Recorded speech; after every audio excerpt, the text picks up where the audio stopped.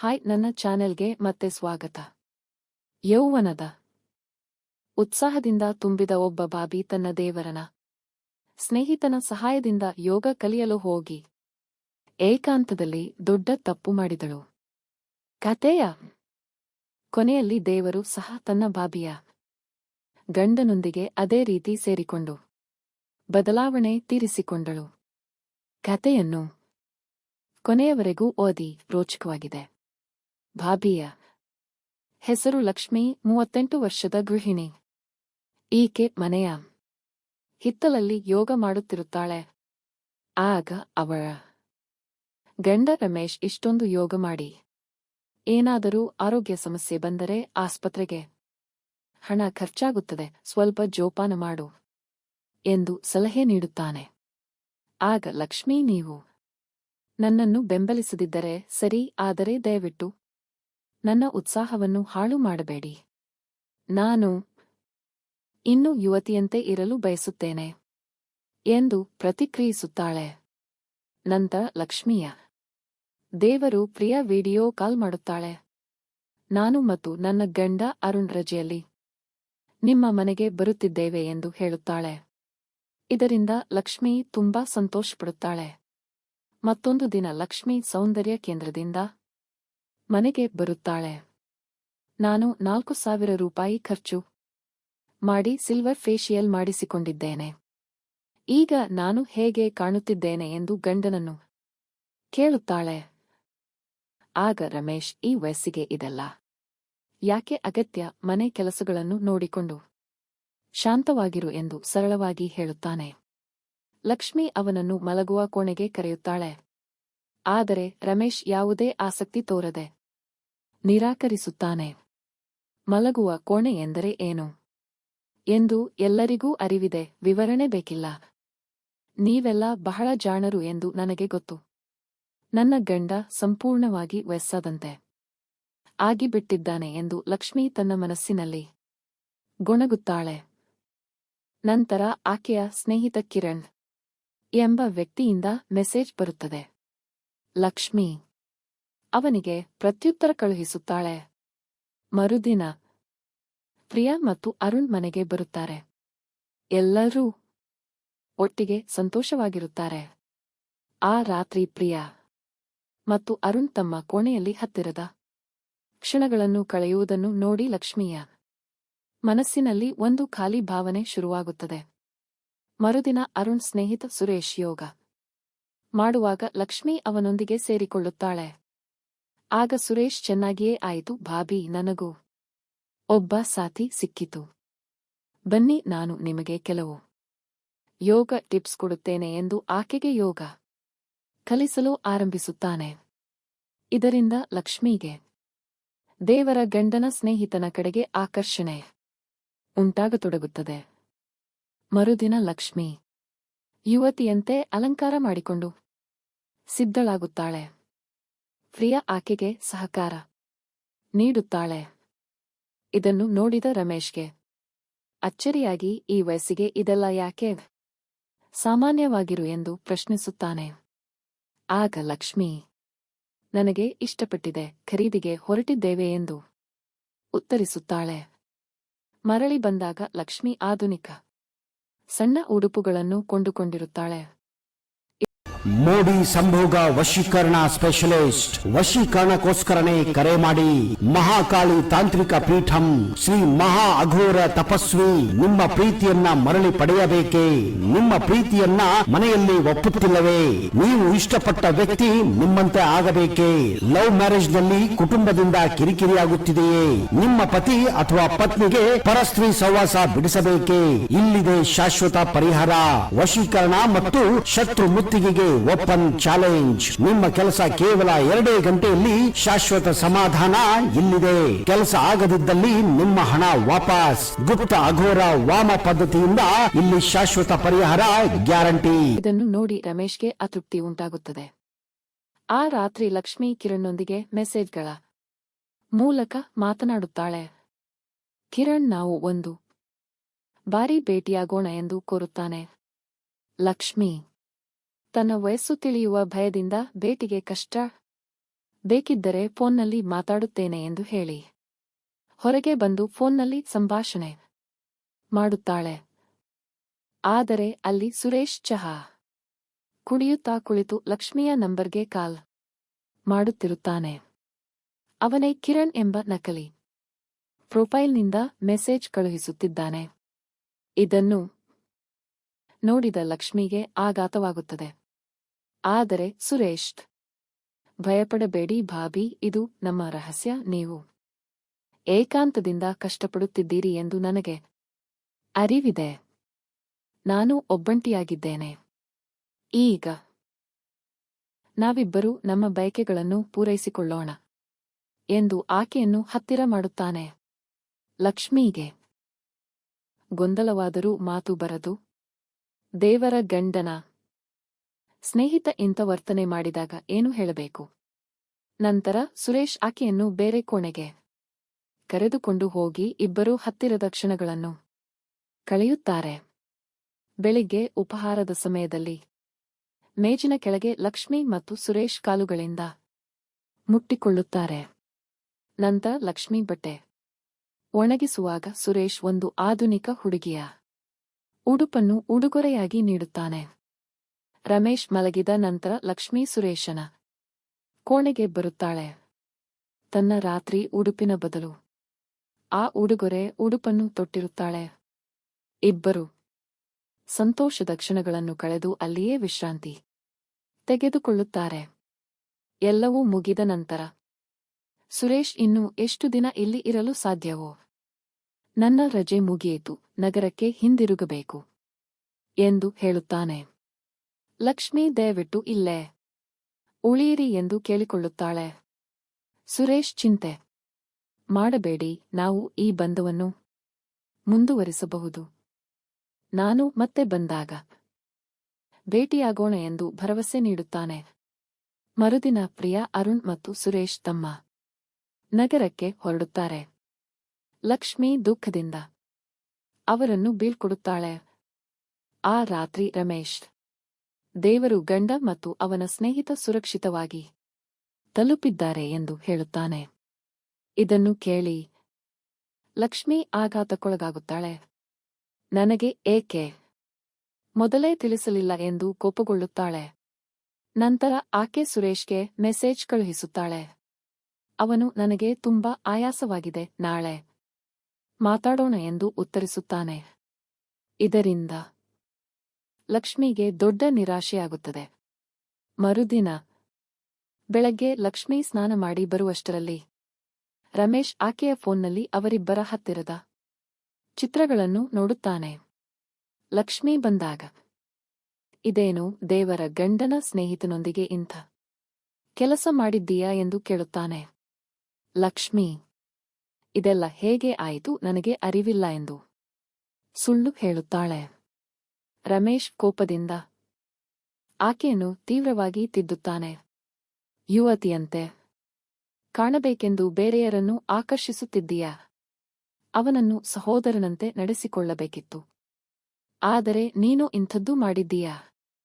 ಈಗಲೇ ಪ್ರಿಯಾಗೆ ಎಲ್ಲವನ್ನೂ ಹೇಳುತ್ತೇನೆ. ಏಕೆಂದರೆ ಸುರೇಶ್ ಇಂಥವನಾದರೆ ಇನ್ನೂ ಎಷ್ಟು ಬಂಧಗಳನ್ನು ಹಾಳು ಮಾಡಿರಬಹುದು ಎಂದು ಕೂಗುತ್ತಾನೆ. ಲಕ್ಷ್ಮಿ ರಮೇಶ್ ಕಾಲು ಹಿಡಿದು ಕಣ್ಣೀರು ಹರಿಸುತ್ತಾ, ದಯವಿಟ್ಟು ಪ್ರಿಯಾಗೆ ಈ ವಿಷಯ ಹೇಳಬೇಡಿ, ಅವಳ ಜೀವನ ಕೆಡುತ್ತದೆ. ನಾನು ತಪ್ಪು ಮಾಡಿದ್ದೇನೆ, ನನ್ನನ್ನು ಶಿಕ್ಷಿಸಿ. ಆದರೆ ಪ್ರಿಯಾಳನ್ನು ಈ ಗೊಂದಲಕ್ಕೆ ತಳ್ಳಬೇಡಿ ಎಂದು ಬೇಡಿಕೊಳ್ಳುತ್ತಾಳೆ. ಆದರೆ ರಮೇಶ್ ಕೋಪದ ಉರಿಯಲ್ಲಿ ಫೋನ್ ತೆಗೆದು ಪ್ರಿಯಾಳ ನಂಬರ್ಗೆ ಕಾಲ್ ಮಾಡುತ್ತಾನೆ. ಫೋನ್ ರಿಂಗ್ ಆಗುತ್ತಿದ್ದಂತೆ ಲಕ್ಷ್ಮಿ ಭಯದಿಂದ ನಡುಗುತ್ತಾಳೆ. ಆದರೆ ರಮೇಶ್ ಆಕೆಯ ಮಾತನ್ನು ಲೆಕ್ಕಿಸದೆ ಮುಂದುವರಿಯುತ್ತಾನೆ. ಪ್ರಿಯಾ ಫೋನ್ ಎತ್ತಿ, ಹಲೋ ಭಾವ, ಏನಾಯಿತು, ಏನಾದರೂ ತೊಂದರೆ ಎಂದು ಕೇಳುತ್ತಾಳೆ. ರಮೇಶ್ ಕೋಪ ಮತ್ತು ನೋವಿನ ಸ್ವರದಲ್ಲಿ, ಪ್ರಿಯಾ, ನೀನು ಈಗಲೇ ಇಲ್ಲಿಗೆ ಬಾ. ನಿನ್ನ ಗಂಡನ ಸ್ನೇಹಿತ ಸುರೇಶ್ ಮತ್ತು ನನ್ನ ಹೆಂಡತಿ ಲಕ್ಷ್ಮಿ ನಡುವೆ ಏನೆಲ್ಲ ಆಗಿದೆ ಎಂದು ನಿನಗೆ ಗೊತ್ತಿಲ್ಲ. ನಾನು ಎಲ್ಲಾ ವಿವರಗಳನ್ನು ಹೇಳುತ್ತೇನೆ. ಬೇಗ ಬಾ ಎಂದು ಹೇಳುತ್ತಾನೆ. ಪ್ರಿಯಾ ಆಘಾತಕ್ಕೊಳಗಾಗಿ ಏನು? ಅದು ಹೇಗೆ ಸಾಧ್ಯ? ಭಾವ, ನೀವು ಏನು ಹೇಳುತ್ತಿದ್ದೀರಿ ಎಂದು ಕೇಳುತ್ತಾಳೆ. ರಮೇಶ್ ಫೋನ್ನಲ್ಲೇ ಎಲ್ಲಾ ವಿವರಗಳನ್ನು ಬಿಚ್ಚಿಡುತ್ತಾನೆ. ಲಕ್ಷ್ಮಿ ಮತ್ತು ಸುರೇಶ್ ನ ಮೆಸೇಜ್ಗಳು, ರಹಸ್ಯ ಭೇಟಿಗಳು, ಚಿತ್ರಗಳು ಎಲ್ಲವನ್ನೂ ಪ್ರಿಯಾ ಕೇಳಿ ಸ್ತಬ್ಧಳಾಗುತ್ತಾಳೆ. ಕಣ್ಣೀರು ಹರಿಸುತ್ತಾ ಫೋನ್ ಕೆಳಗಿಡುತ್ತಾಳೆ. ಪ್ರಿಯಾ ತನ್ನ ಗಂಡ ಅರುಣ್ ಕಡೆಗೆ ತಿರುಗಿ, ನೀನು ತಿಳಿದುಕೊಂಡೆ? ಸುರೇಶ್ಗೆ ಸಹಕಾರ ನೀಡಿದ್ದೀಯಾ? ಇಂಥ ಕೆಲಸಕ್ಕೆ ನಿನ್ನ ಸ್ನೇಹಿತನನ್ನು ಬಳಸಿದ್ದೀಯಾ ಎಂದು ಕಿಡಿಕಾರುತ್ತಾಳೆ. ಅರುಣ್, ಪ್ರಿಯಾ ನನಗೆ ಇದರ ಬಗ್ಗೆ ಏನೂ ಅರಿವಿರಲಿಲ್ಲ ಎಂದು ವಿವರಿಸುತ್ತಾನೆ.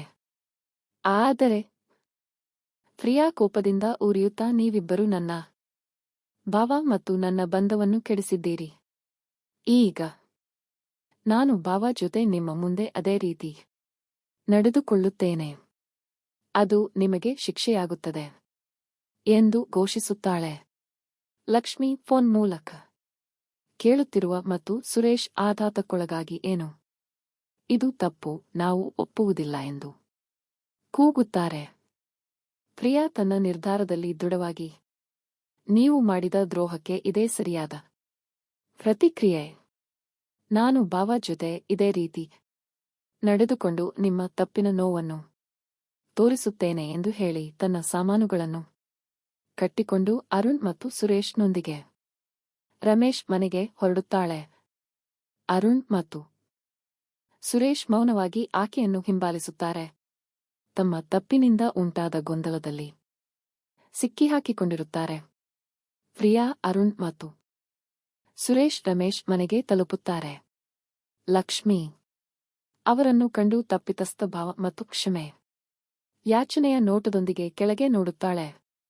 ರಮೇಶ್ ಪ್ರಿಯಾಳನ್ನು ಕಂಡು, ಪ್ರಿಯಾ ನೀನು ಬಂದಿದ್ದೀಯಾ? ಈಗ ಈ ವಿಷಯವನ್ನು ಚರ್ಚಿಸಿ ಸರಿಪಡಿಸಿಕೊಳ್ಳೋಣ ಎಂದು ಶಾಂತವಾಗಿ ಹೇಳುತ್ತಾನೆ. ಆದರೆ ಪ್ರಿಯಾ ಕೋಪದಿಂದ, ಭಾವ, ಈಗ ನನ್ನ ಮಾತು ಕೇಳಿ. ನಿಮ್ಮ ಹೆಂಡತಿ ಮತ್ತು ಸುರೇಶ್ ತಪ್ಪು ಮಾಡಿದ್ದಾರೆ. ಈಗ ನಾನು ನಿಮ್ಮೊಂದಿಗೆ ಲಕ್ಷ್ಮಿ ಮತ್ತು ಸುರೇಶ್ ಮುಂದೆ ಅದೇ ರೀತಿ ನಡೆದುಕೊಳ್ಳುತ್ತೇನೆ. ಅದು ಅವರಿಗೆ ಶಿಕ್ಷೆಯಾಗುತ್ತದೆ ಎಂದು ಘೋಷಿಸುತ್ತಾಳೆ. ರಮೇಶ್ ಆಘಾತಕ್ಕೊಳಗಾಗಿ, ಪ್ರಿಯಾ ಏನು ಹೇಳುತ್ತಿದ್ದೀಯಾ? ನಾನು ನಿನ್ನ ಭಾವ. ಇಂಥ ಕೆಲಸಕ್ಕೆ ಒಪ್ಪಿಕೊಳ್ಳಲು ಸಾಧ್ಯವಿಲ್ಲ. ಇದು ತಪ್ಪು. ಇದರಿಂದ ಎಲ್ಲ ಬಂಧಗಳು ಕೆಡುತ್ತವೆ ಎಂದು ಕಿಡಿಕಾರುತ್ತಾನೆ.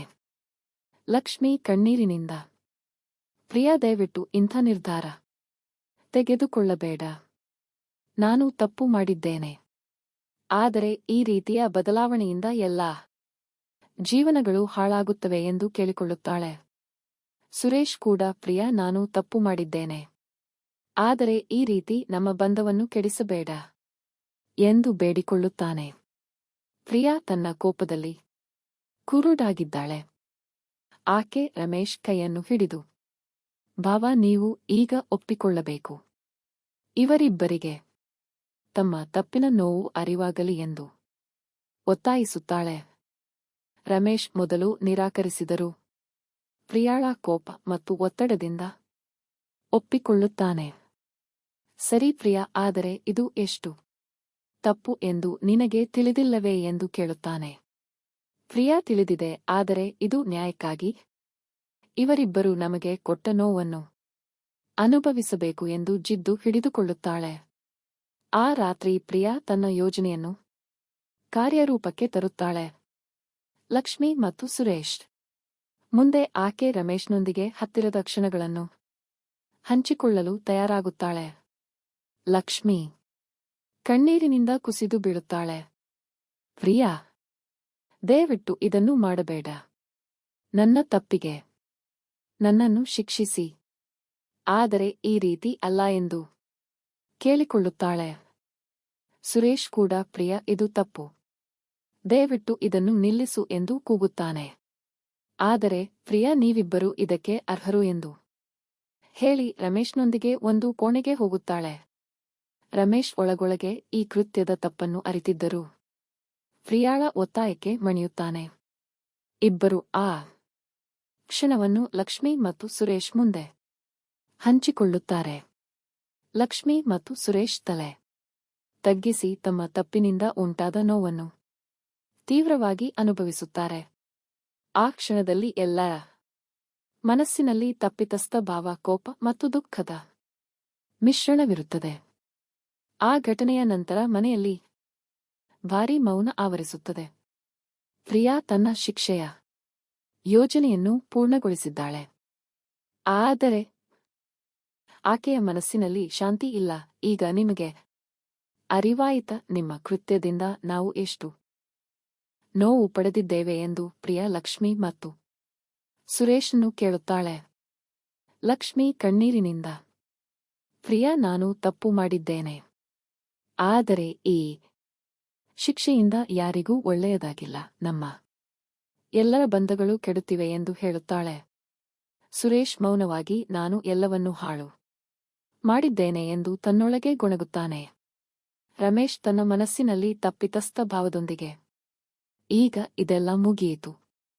ಆದರೆ ನಾವೆಲ್ಲರೂ ಈ ತಪ್ಪಿನಿಂದ ಪಾಠ ಕಲಿಯಬೇಕು. ಬಂಧಗಳಲ್ಲಿ ವಿಶ್ವಾಸ ಮತ್ತು ನಿಷ್ಠೆಯೇ ಪ್ರಮುಖ. ಇಂಥ ಕೃತ್ಯಗಳಿಂದ ಯಾರಿಗೂ ಸಂತೋಷ ಸಿಗುವುದಿಲ್ಲ ಎಂದು ಹೇಳುತ್ತಾನೆ. ಪ್ರಿಯಾ ತನ್ನ ಕೋಪದಿಂದ ಉಂಟಾದ ಪರಿಣಾಮವನ್ನು ಅರಿತು, ನಾನು ಕೂಡ ತಪ್ಪು ಮಾಡಿದ್ದೇನೆಯೋ ಎಂದು ತನ್ನೊಳಗೆ ಯೋಚಿಸುತ್ತಾಳೆ. ಮರುದಿನ ಪ್ರಿಯಾ, ಅರುಣ್ ಮತ್ತು ಸುರೇಶ್ ತಮ್ಮ ನಗರಕ್ಕೆ ಮರಳುತ್ತಾರೆ. ಲಕ್ಷ್ಮಿ ಮತ್ತು ರಮೇಶ್ ತಮ್ಮ ಬಂಧವನ್ನು ಮತ್ತೆ ಬಲಪಡಿಸಲು ಪ್ರಯತ್ನಿಸುತ್ತಾರೆ. ಆದರೆ ಎಲ್ಲರ ಹೃದಯದಲ್ಲಿ ಒಂದು ಗಾಯದ ಗುರುತು ಉಳಿದಿರುತ್ತದೆ. ಕತೆಯು ಎಲ್ಲರಿಗೂ ಒಂದು ಪಾಠ ಕಲಿಸುತ್ತದೆ. ವಿಶ್ವಾಸ ಮತ್ತು ಪ್ರಾಮಾಣಿಕತೆ ಇಲ್ಲದೆ ಬಂಧಗಳು ದುರ್ಬಲವಾಗುತ್ತವೆ ಮತ್ತು ಬದಲಾವಣೆಯಿಂದ ಯಾವ ಸಮಸ್ಯೆಯೂ ಬಗೆಹರಿಯುವುದಿಲ್ಲ.